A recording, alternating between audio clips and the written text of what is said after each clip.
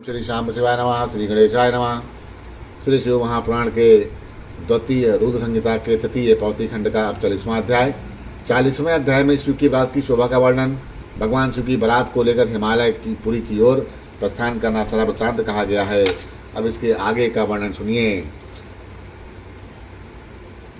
जिसमें उत्तम भस्म लगाए हुए थे शिवजी, हार कुंडल केयूर और मुकुट से अलंकृत थे। इस प्रकार के ब्रह्मा विष्णु और इंद्र के समान अणिम आदि गुणों से अलंकृत, कोटि सूर्य के समान दीप्तिमान सारे गणेशर शोभा से समन्वित थे।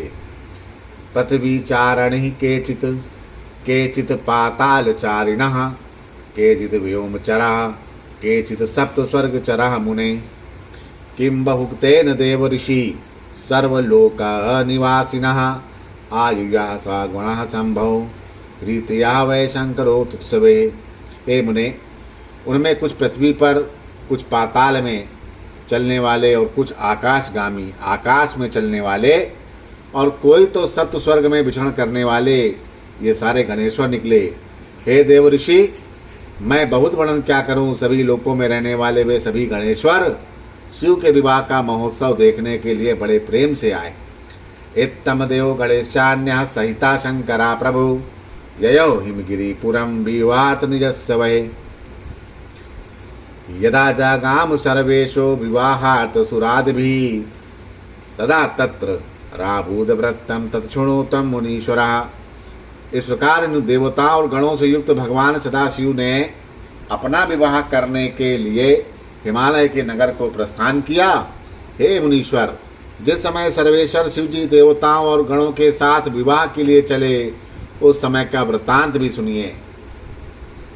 रुद्रस्य भगिनी भूतवा चंडी सूत संयुक्ता, तत्रा जगाम सुप्रीतिया परेशानाम शुभायवा।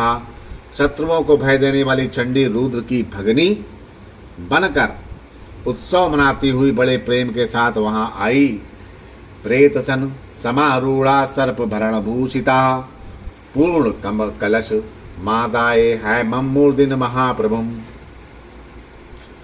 स्वपरिवार संयुक्ता दीप्तस्या दीप्तलोचनः, कौतूहलं प्रकुर्वन्ति जात हर्षा महाबला।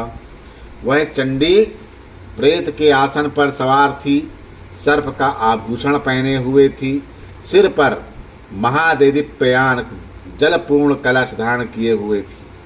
वह अपने परिवार से युक्त थी, उसके मुख और नेत्र से अग्नि की ज्वाला निकल रही थी। वह बलशालिनी हर्ष से युक्त होकर नाना प्रकार के